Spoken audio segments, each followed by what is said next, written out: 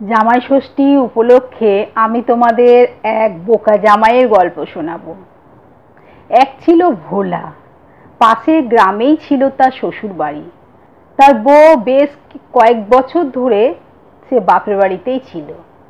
একদিন ভোলার খুব ইচ্ছে হলো শ্বশুর বাড়ি যাওয়ার, তার বউকে আনতে যাওয়ার। তাই সে তার মাকে বলল, মা আমি শ্বশুর বাড়ি যাব।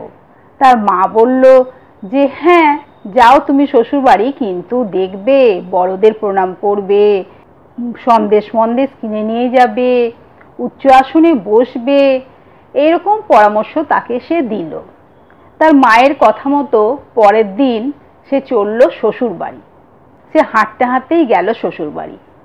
যেতেই একটা বাজার পড়লো, সেখানে কয়েকটা মিষ্টির দোকান পরপর রয়েছে। তার মিষ্টির কথা মনে পড়ে গেল যে মা তো বলেছে সন্দেশ মন্দেশ কিনতে, তাহলে আমি যাই।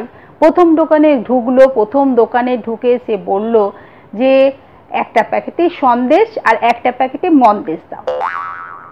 দোকানদার ওর কথা বুঝতে পারলো না, বলল হ্যাঁ আমার দোকানে তো সন্দেশ আছে, মন্দেশ তো বাবু নেই। তারপর সে পরের দোকানটায় গেল, পরের দোকানটা একই কথাই বলল। এইভাবে পাশের দোকানের লোকটা বুঝতে পারলো এই ব্যাপারটা, যে এ ভীষণই একটা বোকা লোক।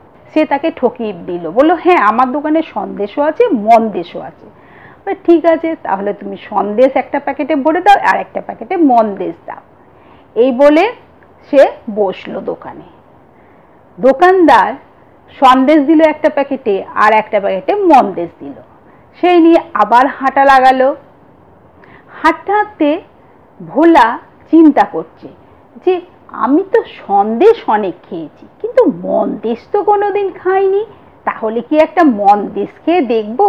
তাই সে গাছের নিচে একটু বসে মন্দেশের প্যাকেট থেকে একটা মন্দেশ বের করে খেলো। যেই না খাওয়া অমনি তো সঙ্গে সঙ্গে গলা চুলকাতে শুরু করে দিল, কারণ ওটা ছিল ওল দিয়ে তৈরি মিষ্টি। সুতরাং ওল খেলে তো গলা চুলকাবেই, আমরা তো সবাই জানি। তো ওইটা যেই খেলো অমনি তার গলা চুলকাতে লাগলো, মুখ দিয়ে লাল পড়তে লাগলো, মানে জল পড়তে লাগলো। মহা মুশকিলে পড়লো, ওর তো খুব অসুবিধা হচ্ছে, একটা অস্বস্তি ভাব। সঙ্গে সঙ্গে ভোলা কি করবে বুঝতেও পারছে না। যেতে যেতে সে বলছে বাবারে কি লাল পড়ছে। নিজের মনেই বলতে বলতে যাচ্ছে, হে লাল তুই পড়িস না, এ লাল তুই পড়িস না, কারণ সে শ্বশুর বাড়ি যাচ্ছে, এরকম লাল পড়লে লোকে তো খারাপ বলবে তাকে। এই বলতে বলতে হঠাৎই রাস্তায় একটা লোকের সাথে দেখা হলো। লোকটা জিজ্ঞেস করলো, তোমার কি হলো, তুমি কি বলছো? ভোলা তখন বলছে, আমার না মন্দেশ খেয়ে ভীষণ গলা চুলকাচ্ছে, মুখ দিয়ে জল বেরোচ্ছে। আহারে বলো, এমন জন্য কারণ না হয়। সে ওর কথায় আবার বলতে লাগলো, এমন জন্য কারণ নয়। এই বলতে বলতে সে যাচ্ছে।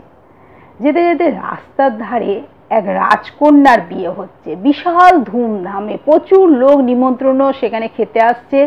আর ও সেই পথে যেতে যেতে বলছে এমন জন্য কারণ না হয়, এমন জন্য কারণ না হয়। এই শুনে যারা নিমন্ত্রণ খেতে এসছে তারা ওকে মরি কি ধরি করে মারতে যাচ্ছে। তুমি কি বলছো, এত সুন্দর অনুষ্ঠান, বিয়ে বাড়ি, আমরা সব নিমন্ত্রণ খেতে এসছি, তুমি বলছো এমন জন্য কারণ না হয়। বলছে না না। এই তখন ও ব্যাপারটা সবাইকে বুঝিয়ে বলল ভোলা। বলল বলো এরকম জন্য সবার হয়। ও তাই বলতে লাগলো এবার, এরকম এরকম জন্য সবার হয়। এই বলতে বলতে চললো রাস্তায়। যেতে যেতে আবার হঠাৎই রাস্তার ধারে একজন মারা গেছে, মৃতদেহ নিয়ে বসে আছে, সেখানে অনেক লোকজন, ভিড়ভাট্টা। আর ও সেই পাশ দিয়ে বেরোতে বেরোতে বলতে বলতে যাচ্ছে এমন জন্য সবারই হয়। স্বাভাবিকভাবে তারাও ভীষণ ক্ষেপে গেল, রেগে গিয়ে তাকে মারতে আসছে। এরকম এক দুঃখের ঘটনায় তুমি বলছো এরকম জন্য সবার হয়।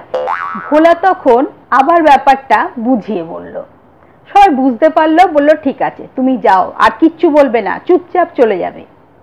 এদিকে যেতে যেতে পথে হাঁটতে হাঁটতে প্রায় অন্ধকার হয়ে এসছে। ভোলা কিন্তু রাত্রেবেলায় দেখতে পায় না, সে রাতকানা। এবার সে কি করবে, যদি না চিনতে পারে তার বউয়ের বাপের বাড়িটা, মানে তার শ্বশুর বাড়িটা যদি সে না চিনতে পারে, তাই সে কি করলো, মাঠের ধারে ধারে যেহেতু যাচ্ছিল, মাঠে প্রচুর গরু চড়ছিল, সে তার শ্বশুর বাড়ির একটা গরুর লেজ ধরে, গরুও ছুটছে সেও ছুটতে লাগলো। তাহলে তার আর কোনো অসুবিধা হলো না, বাড়িতে সে অনায়াসে ঢুকে পড়লো। কারণ রাত্রেবেলায় সে পথে যেতে পারবে কি না, পথ চিনতে পারবে কি না, শ্বশুর বাড়িটা বুঝতে পারবে কি না, তাই সে গরুর লেজটা ধরে সে চললো শ্বশুর বাড়ি। কিন্তু গরু তো ঢুকলো গোয়ালে। এবার সে গোয়ালে ঢুকে আর তো কিছু দেখতে পাচ্ছে না, অন্ধকার চারিদিক। শাশুড়ি সন্ধ্যেবেলায় এসছে গোয়ালে গরুটা বাঁধার জন্য, এসে দেখছে জামাই বসে আছে। জামাইকে দেখে সে তো হতভম্ব, এ কি, তুমি এই গোয়ালের ভিতর বসে আছো কেন বাবা, চলো তুমি ঘরে চলো। ঘরে গিয়ে তাকে আসন পেতে দিচ্ছে, ভীষণই ব্যস্ত হচ্ছে। কিন্তু তার মাথায় আছে তার মায়ের কথা। তার মা বলেছিল উচ্চ আসনে বসতে। সে চারিদিক তাকিয়ে দেখছে কোথায় উঁচু আসন আছে, তাকে আসন পেতে দিচ্ছে তো কি হচ্ছে, সে তো তাকিয়ে দেখছে, দেখছে একটা তুলসী মঞ্চ, তুলসী মঞ্চ বেশ উঁচু। সে গিয়ে তুলসী মঞ্চের ওপর লাফিয়ে বসলো। শাশুড়ি তাড়াতাড়ি করে বলছে গিয়ে, এ কি বাবা, তুলসী মঞ্চে সন্ধে দিয়েছি, তুমি এখানে বসো না, এসো এসো, তোমাকে আমি আসন পাতা রয়েছে, এসো এখানে বসবে, এসো। যাই হোক, গিয়ে সে আসনে বসার আগে এরপরে তার মাথায় এসছে তার মা বলেছিল বড়দের প্রণাম করতে। এখন সে চারিদিকে খুঁজে বেড়াচ্ছে কে সব থেকে বড়। সবারই দিকে তাকিয়ে দেখছে যে তার বউ সব থেকে লম্বাই বেশি। তাহলে ভাবলো, তাহলে বউ তাহলে নিশ্চয়ই বড়, তাহলে বউকেই প্রণাম করতে হবে। তার মায়ের কথা মতো সে গিয়ে বউকে একটা প্রণাম করে ফেললো। বউয়ের তো হয়ে গেল খুব রাগ, এ কি, বাড়িতে এতজন বড় রয়েছে, মা রয়েছে, শেষকালে কিনা ছিচি ছিচি, বউ খুব লজ্জায় পড়ে গেল। এবার রাত্রি হয়েছে, জামাইকে খেতে দিয়েছে।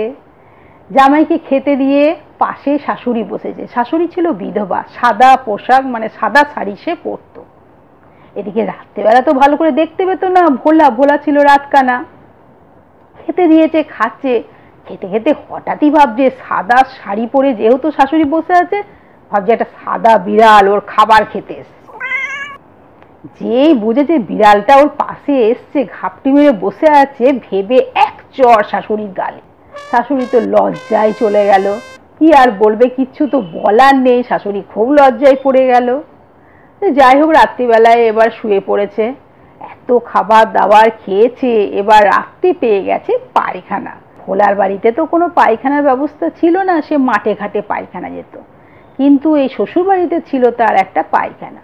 সে জিজ্ঞেস করছে, হ্যাঁ গো, আমি কি করে যাব পায়খানায়? তার বউ ভালো করে বুঝিয়ে বলাতেও সে ভাবলো যে কুয়োতেই বুঝি পায়খানা করতে হয়। কুয়োতে বসে পায়খানা করতে করতে হঠাৎই সে ঝপ করে পড়ে গেল কুয়োতে। আর সবাই ছুটে এলো, কি হলো দেখি, এ কি জামাই পড়ে গেল কুয়োর ভেতর। সবাই মিলে যাই হোক ব্যবস্থা করে তোলা হলো জামাইকে। জামাইয়ের তো খুব লজ্জা পেয়ে গেল। আর সে শ্বশুর বাড়িতে ভোলা না থেকে ভোর হতে না হতে সে আবার চলে এলো নিজের বাড়িতে। এই ছিল আজকে বোকা জামাই মানে বোকা ভোলার গল্প। গল্পটা যদি ভালো লেগে থাকে তোমরা অবশ্যই লাইক করবে, শেয়ার করবে, আর তোমাদের গল্পটা কেমন লাগলো কমেন্ট বক্সে জানিও। আবার দেখা হবে পরের কোনো ভিডিওতে। আজকের মতো এখানেই। সবাই খুব ভালো থাকবে, আনন্দে থাকবে। বাই।